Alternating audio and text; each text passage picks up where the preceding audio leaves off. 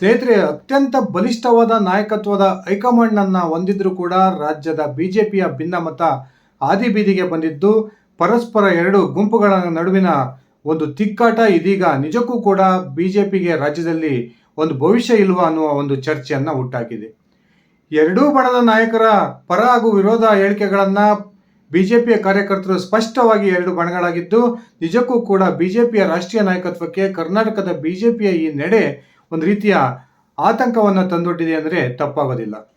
ರಾಜ್ಯದ ಕಾಂಗ್ರೆಸ್ ಸರ್ಕಾರದ ವಿರುದ್ಧ ದಿನಂಬೆಳಗ್ಗೆ ಆದರೆ ಅನೇಕ ಹಗರಣಗಳು ಹೊರಗೆ ಬರ್ತಿದ್ದು, ಸರ್ಕಾರದ ವಿರುದ್ಧ ಸಂಘಟನಾತ್ಮಕ ಹೋರಾಟವನ್ನು ಮಾಡಬೇಕಾಗಿದ್ದಂತಹ ಪ್ರತಿಪಕ್ಷ ಬಿಜೆಪಿಯಲ್ಲಿ ಇದೀಗ ಪರಸ್ಪರ ಎರಡೂ ಬಣಗಳ ನಡುವೆ ಒಂದು ರೀತಿಯ ಹೋರಾಟ ನಡೀತಿರ್ತಕ್ಕಂಥದ್ದು ಕಾಂಗ್ರೆಸ್ಗೆ ಬಹುದೊಡ್ಡ ಒಂದು ಆಹಾರವಾಗಿ ಸಿಕ್ಕಿದೆ ಅಂದರೆ ತಪ್ಪಾಗೋದಿಲ್ಲ.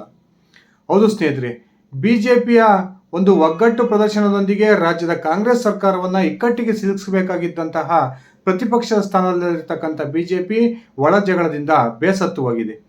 ಇದೀಗ ಇಡೀ ರಾಜ್ಯದ ಬಿಜೆಪಿ ಕಾರ್ಯಕರ್ತರು ಕೂಡ ಎರಡು ಪ್ರಮುಖ ಬಣಗಳಾಗಿದ್ದು, ಒಂದು ಬಣ ಯತ್ನಾಳ್ ಅವರನ್ನು ಬೆಂಬಲಿಸಿದರೆ ಇನ್ನೊಂದು ಬಣ ವಿ.ವೈ. ವಿಜಯೇಂದ್ರ ಅವರ ಬೆಂಬಲಕ್ಕೆ ನಿಂತಿರ್ತಕ್ಕಂಥದ್ದು ನಿಜಕ್ಕೂ ಕೂಡ ರಾಜ್ಯ ಬಿಜೆಪಿಯಲ್ಲಿ ಏನಾಗ್ತಿದೆ ಅನ್ನುವ ಒಂದು ಚರ್ಚೆಗಳು ಬಹುದೊಡ್ಡ ಮಟ್ಟದಲ್ಲಿ ನಡೀತಾ ಇದ್ದಾವೆ. ಇದೀಗ ರಾಜ್ಯದ ಬಿಜೆಪಿಯ ಭಿನ್ನಮತ ಶಮನದ ವಿಚಾರ ಬಿಜೆಪಿಯ ಹೈಕಮಾಂಡ್ ಅಂಗಳವನ್ನು ತಲುಪಿದ್ದು, ನಿಜಕ್ಕೂ ಕೂಡ ಹೈಕಮಾಂಡ್ ನಾಯಕರು ರಾಜ್ಯ ಬಿಜೆಪಿಯ ಭಿನ್ನಮತಕ್ಕೆ ಯಾವ ರೀತಿಯ ಕ್ರಮವನ್ನು ತೆಗೆದುಕೊಳ್ತಾರೆ ಅನ್ನುವ ಒಂದು ಚರ್ಚೆಗಳು ಕೂಡ ಈಗ ನಡೀತಾ ಇದ್ದಾವೆ.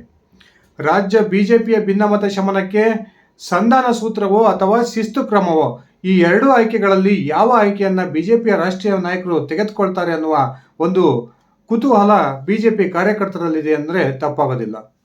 ಬನ್ನಿ ಸ್ನೇಹಿತರೆ, ನಿಜಕ್ಕೂ ಕೂಡ ರಾಜ್ಯ ಬಿಜೆಪಿಯ ಭಿನ್ನಮತ ಬಗೆಹರಿಸೋದಕ್ಕೆ ರಾಷ್ಟ್ರೀಯ ಬಿಜೆಪಿ ನಾಯಕರು ಯಾವ ಕ್ರಮವನ್ನು ತೆಗೆದುಕೊಳ್ಬೋದು, ನಿಜಕ್ಕೂ ಕೂಡ ಸಂಧಾನದ ಮೂಲಕ ಈ ರಾಜ್ಯ ಬಿಜೆಪಿಯ ಭಿನ್ನಮತವನ್ನು ಬಗೆಹರಿಸ್ತಾರಾ ಅಥವಾ ಯಾವುದಾದ್ರೂ ಒಬ್ಬ ನಾಯಕರ ವಿರುದ್ಧ ಶಿಸ್ತು ಕ್ರಮವನ್ನು ಕೈಗೊಳ್ಳೋದ್ರ ಮೂಲಕ ಉಳಿದಿರ್ತಕ್ಕಂಥ ಬಂಡಾಯಗಾರರಿಗೆ ಎಚ್ಚರಿಕೆಯನ್ನು ರವಾನಿಸೋದ್ರ ಮೂಲಕ ಬಿಜೆಪಿಯ ಒಂದು ಭಿನ್ನಮತಕ್ಕೆ ರಾಷ್ಟ್ರೀಯ ಬಿಜೆಪಿ ನಾಯಕರು ಬ್ರೇಕ್ ಆಗ್ತಾರಾ ಅನ್ನೋದನ್ನು ಒಂದ್ಸರಿ ತಿಳ್ಕೊಂಡು ಬರೋಣ. ಅದಕ್ಕಿಂತ ಮುಂಚೆ ನೀವು ನನ್ನ ಇಟ್ಗೆ ಹೇಮಂತ್ ಯೂಟ್ಯೂಬ್ ಚಾನಲ್ಗೆ ಸಬ್ಸ್ಕ್ರೈಬ್ ಮಾಡ್ಕೊಂಡಿಲ್ಲ ಅಂದರೆ ದಯವಿಟ್ಟು ಸಬ್ಸ್ಕ್ರೈಬ್ ಮಾಡಿಕೊಂಡು ಬೆಲ್ ಬಟನ್ನ ಕ್ಲಿಕ್ ಮಾಡಿ. ನಾನು ಕೊಡ್ತಕ್ಕಂಥ ಮಾಹಿತಿ ನಿಮಗೆ ಇಷ್ಟ ಆಗಿದ್ದರೆ ಈ ವಿಡಿಯೋಗೆ ಲೈಕ್ ಮಾಡಿ, ಶೇರ್ ಮಾಡಿ, ಕಮೆಂಟ್ ಮಾಡಿ. ಸ್ನೇಹಿತರೆ, ಬಿ.ವೈ. ವಿಜಯೇಂದ್ರ ರಾಜ್ಯದ ಬಿಜೆಪಿ ಅಧ್ಯಕ್ಷರಾದ ದಿನದಿಂದನೂ ಕೂಡ ಬಿ.ವೈ. ವಿಜಯೇಂದ್ರ ಹಾಗೂ ಯಡಿಯೂರಪ್ಪನವರ ವಿರುದ್ಧ ಬಹಿರಂಗ ವಾಗ್ದಾಳಿಯನ್ನು ಯತ್ನಾಳ್ ಅವರು ನಡೆಸ್ತಾನೆ ಬಂದಿದ್ದರು. ಯಾವಾಗ ರಾಜ್ಯದ 3 ಕ್ಷೇತ್ರಗಳಿಗೆ ಉಪಚುನಾವಣೆ ಬಂತೋ ಆ ಸಂದರ್ಭದಲ್ಲಿ ಚುನಾವಣಾ ಪ್ರಚಾರಕ್ಕೂ ಕೂಡ ಹೋಗದೆ ಬಿಜೆಪಿಯ ರಾಜ್ಯ ನಾಯಕತ್ವದ ವಿರುದ್ಧ ಯತ್ನಾಳ್ ಮತ್ತು ಅವರ ಟೀಮ್ನವರು ಶೆಡ್ ಹೊಡೆದಿದ್ದನ್ನು ನಾವೆಲ್ಲ ನೋಡಿದ್ದೀವಿ. ಈ 3 ಕ್ಷೇತ್ರಗಳಲ್ಲಿ ಮೈತ್ರಿ ಪಕ್ಷಗಳು ಸೋಲನ್ನು ಕಂಡ ನಂತರ ಇದೀಗ ವಕ್ಫ್ ವಿಚಾರಕ್ಕೆ ಸಂಬಂಧಪಟ್ಟಂತ ಕೂಡ ಬಿಜೆಪಿಯಲ್ಲಿ ಒಂದು ರೀತಿ ಭಿನ್ನಮತ ಉಂಟಾಗಿದ್ದು, ಯತ್ನಾಳ್ ಅವರು ಒಂದು ಟೀಮನ್ನು ಕಟ್ಕೊಂಡು ಅವರು ವಕ್ಫ್ ವಿರುದ್ಧ ಹೋರಾಟವನ್ನು ಮಾಡಿದರೆ, ಬಿ.ವೈ. ವಿಜಯೇಂದ್ರ ಅವರು ಕೂಡ ನಾನೇ ಬಿಜೆಪಿಯ ಒಂದು ನಾಯಕ ಅನ್ನೋದನ್ನು ಬಿಂಬಿಸ್ಕೊಳ್ಳೋದಕ್ಕೆ ಅವರು ಕೂಡ ತಮ್ಮದೇ ತಂಡದಲ್ಲಿ ವಕ್ಫ್ ಹೋರಾಟವನ್ನು ಮಾಡ್ತಿರ್ತಕ್ಕಂಥದ್ದು ಬಿಜೆಪಿಗೆ ಬಹುದೊಡ್ಡ ಒಂದು ಮುಜುಗರವನ್ನು ತಂದಿಟ್ಟಿದೆ ಅಂದರೆ ತಪ್ಪಾಗೋದಿಲ್ಲ. ಇದೀಗ ಪದೇ ಪದೇ ಬಿ.ವೈ. ವಿಜಯೇಂದ್ರ ಹಾಗೂ ಯಡಿಯೂರಪ್ಪನವರ ವಿರುದ್ಧ ಬಹಿರಂಗ ವಾಗ್ದಾಳಿಯನ್ನು ನಡೆಸ್ತಾ ಬಂದಿದ್ದಂತಹ ಯತ್ನಾಳ್ ಅವರ ವಿರುದ್ಧ ಶಿಸ್ತು ಕ್ರಮವನ್ನು ಕೈಗೊಳ್ಳಬೇಕು ಅನ್ನುವ ಆಗ್ರಹವನ್ನು ಬಿ.ವೈ. ವಿಜಯೇಂದ್ರ ಹಾಗೂ ಯಡಿಯೂರಪ್ಪ ಬಣದ ಪ್ರಮುಖ ನಾಯಕರು ಇದೀಗ ಬಿಜೆಪಿಯ ರಾಷ್ಟ್ರೀಯ ನಾಯಕರಿಗೆ ಮಾಡ್ತಿರ್ತಕ್ಕಂಥ ಈ ಸಂದರ್ಭದಲ್ಲಿ ಬಿಜೆಪಿಯ ರಾಷ್ಟ್ರೀಯ ನಾಯಕರು ಕೂಡ ಯತ್ನಾಳ್ ಅವರಿಗೆ ಕಾರಣ ಕೇಳಿ ಶೋಕಾಸ್ ನೋಟಿಸನ್ನು ಕೊಟ್ಟಿರ್ತಕ್ಕಂಥದ್ದು. ಶೋಕಾಸ್ ನೋಟಿಸ್ನ ಬೆನ್ನಲ್ಲೇ ಯತ್ನಾಳ್ ಅವರು ತಮ್ಮ ತಂಡದೊಂದಿಗೆ ದೆಹಲಿಯನ್ನು ತಲುಪಿರ್ತಕ್ಕಂಥದ್ದು ರಾಜ್ಯದ ಬಿಜೆಪಿಯ ಭಿನ್ನಮತಕ್ಕೆ ಒಂದು ಅಂತ್ಯವನ್ನು ಬಿಜೆಪಿ ಹೈಕಮಾಂಡ್ ಆಡುತ್ತಾ ಅನ್ನುವ ಚರ್ಚೆಗಳು ಕೂಡ ಈಗ ಕೇಳಿ ಬರ್ತಾ ಇದ್ದಾವೆ. ಒಂದು ಕಡೆ ಯಾವಾಗ ಬಿಜೆಪಿಯ ರಾಷ್ಟ್ರೀಯ ನಾಯಕರು ತಕ್ಷಣಕ್ಕೆ ನೀವು ದೆಹಲಿಗೆ ಬರಬೇಕು ಅನ್ನುವ ಬುಲಾವನ್ನು ಯತ್ನಾಳ್ ಅವರಿಗೆ ಕೊಟ್ಟರೋ, ಆ ಒಂದು ಬುಲಾವ್ಗೆ ಯತ್ನಾಳ್ ಅವರು ಸಡ್ಡು ಹೊಡೆದ್ರು ಅಂತಲೇ ಹೇಳ್ಬೋದು.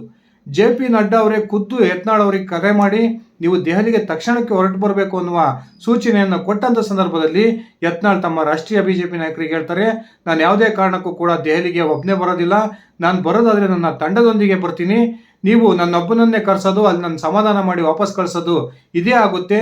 ರಾಜ್ಯ ಬಿಜೆಪಿಯಲ್ಲಿ ಏನಾಗ್ತಿದೆ ಅನ್ನುವ ಒಂದು ಸ್ಪಷ್ಟದ ಒಂದು ಉತ್ತರವನ್ನು ನಾವು ನಿಮಗೆ ಕೊಡ್ತೀವಿ, ನಮ್ಮ ಟೀಮ್ ಜೊತೆ ನಾನು ಬರೋದಾದರೆ ಬರ್ತೀನಿ, ನಾನು ಒಬ್ಬನೇ ಯಾವ ಕಾರಣಕ್ಕೂ ಬರಲ್ಲ ಅನ್ನುವ ಒಂದು ತಿರುಗೇಟನ್ನು ಬಿಜೆಪಿಯ ರಾಷ್ಟ್ರೀಯ ನಾಯಕರಿಗೆ ಯತ್ನಾಳ್ ಕೊಟ್ಟಿದ್ದರು. ಅದಾದ ನಂತರ ದೆಹಲಿಗೆ ಪ್ರವಾಸವನ್ನು ಕೈಗೊಂಡಿದ್ದಂತಹ ಬಿ.ವೈ. ವಿಜಯೇಂದ್ರ ಅವರು ರಾಜ್ಯದ 3 ಉಪಚುನಾವಣೆಗಳಲ್ಲಿ ಬಿಜೆಪಿ ಪಕ್ಷದ ಹಾಗೂ ಮೈತ್ರಿ ಪಕ್ಷದ ಸೋಲಿಗೆ ಈ ಬಿಜೆಪಿಯ ಭಿನ್ನಮತವೇ ಕಾರಣ. ಬಿಜೆಪಿಯ ಈ ಯತ್ನಾಳ್ ಬಣದ ನಾಯಕರ ಅಸಹಕಾರದ ಕಾರಣಕ್ಕೆ ನಾವು 3ಕ್ಕೆ 3 ಕ್ಷೇತ್ರಗಳನ್ನು ಸೋಲನ್ನು ಕಂಡಿದ್ದೀವಿ.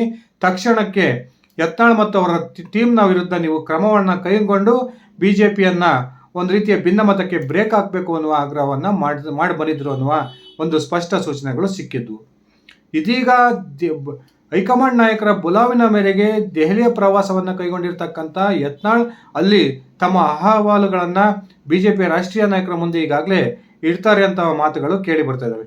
ನಾಳೆ ಬಿಜೆಪಿಯ ಕೋರ್ ಕಮಿಟಿ ಸಭೆ ದೆಹಲಿಯಲ್ಲಿ ನಡೆಯಲಿದ್ದು, ಈ ಸಭೆಯ ನಂತರ ರಾಜ್ಯ ಬಿಜೆಪಿಯ ಭಿನ್ನಮತ ಬ್ರೇಕ್ ಹಾಕೋದಿಕ್ಕೆ ಬಿಜೆಪಿಯ ರಾಷ್ಟ್ರೀಯ ನಾಯಕರು ಯಾವ ರೀತಿಯ ಕ್ರಮವನ್ನು ತೆಗೆದುಕೊಳ್ತಾರೆ ಅನ್ನುವ ಮಾತುಗಳು ಕೇಳಿ ಬರ್ತಾ ಇದ್ದಾವೆ.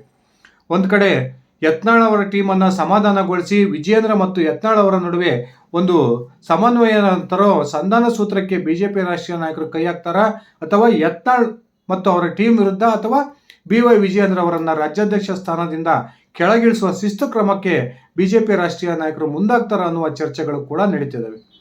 ಈಗಾಗಲೇ ಕಾಂಗ್ರೆಸ್ ಸರ್ಕಾರ ಜನವಿರೋಧಿ ನೀತಿಯನ್ನು ತಾಳ್ತಾ ಇದ್ದು, ಸರ್ಕಾರದ ವಿರುದ್ಧ ಸಂಘಟನಾತ್ಮಕವಾಗಿ ಪರಿಣಾಮಕಾರಿಯಾಗಿ ಹೋರಾಟವನ್ನು ಮಾಡಬೇಕಾಗಿದ್ದಂತಹ ಪ್ರತಿಪಕ್ಷವಾಗಿರ್ತಕ್ಕಂಥ ಬಿಜೆಪಿ ಭಿನ್ನಮತದ ಬೇಗುದಿಗೆ ಸಿಲುಕಿದ್ದು ರಾಜ್ಯದ ಕಾಂಗ್ರೆಸ್ ಸರ್ಕಾರಕ್ಕೆ ಬಹುದೊಡ್ಡ ಗಿಫ್ಟ್ ಅನ್ನು ಕೊಟ್ಟಿದೆ ಅಂತಾನೆ ಹೇಳ್ಬೋದು. ಒಂದು ಕಡೆ ಮೂಢ ಹಗರಣಕ್ಕೆ ಸಂಬಂಧಪಟ್ಟಂತೆ ಮುಖ್ಯಮಂತ್ರಿಗಳ ರಾಜೀನಾಮೆಗೆ ಆಗ್ರಹಿಸಿ ಬಿಜೆಪಿಯ ಒಂದು ತಂಡ ಬೆಂಗಳೂರಿನಿಂದ ಮೈಸೂರುವರೆಗೆ ಪಾದಯಾತ್ರೆಯನ್ನು ಮಾಡಿದಂತಹ ಸಂದರ್ಭದಲ್ಲಿ ಯತ್ನಾಳ್ ಮತ್ತು ಟೀಮ್ ಆ ಒಂದು ಪಾದಯಾತ್ರೆಗೆ ಭಾಗವಹಿಸದೆ ರಾಜ್ಯ ಬಿಜೆಪಿ ನಾಯಕರಿಗೆ ಸಡ್ಡನ್ನು ಹೊಡೆದಿದ್ರು. ಅದಲ್ಲದೆ ನಾವು ವಾಲ್ಮೀಕಿ ನಿಗಮದ ಹಗರಣವನ್ನು ಮುಂದಿಟ್ಟುಕೊಂಡು ಬಸವ ಕಲ್ಯಾಣದಿಂದ ಬಳ್ಳಾರಿಯವರೆಗೂ ಕೂಡ ಪಾದಯಾತ್ರೆಯನ್ನು ಮಾಡೋದ್ರ ಮೂಲಕ ರಾಜ್ಯದ ಜನರ ಗಮನವನ್ನು ಸರ್ಕಾರದ ವಿರುದ್ಧ ಸೆಳಿತೀವಿ ಅನ್ನುವ ಹೇಳಿಕೆಯನ್ನು ಯತ್ನಾಳ್ ಅವರು ಕೊಟ್ಟಿದ್ರು. ಆದರೆ ಇದು ರಾಜ್ಯದ ಇನ್ನೊಂದು ಸುತ್ತಿನ ಬಿಜೆಪಿಯ ಸಂಘರ್ಷಕ್ಕೆ ಕಾರಣ ಆಗ್ಬೋದು ಅನ್ನುವ ಅಂಶವನ್ನು ಗಮನದಲ್ಲಿಟ್ಟುಕೊಂಡು ಬಿಜೆಪಿಯ ರಾಷ್ಟ್ರೀಯ ನಾಯಕರು ಯತ್ನಾಳ್ ಅವರು ನಡೆಸಲು ಉದ್ದೇಶಿಸಿದ್ದಂತಹ ಆ ಪಾದಯಾತ್ರೆಗೆ ಬ್ರೇಕ್ ಅನ್ನು ಹಾಕಿದ್ರು.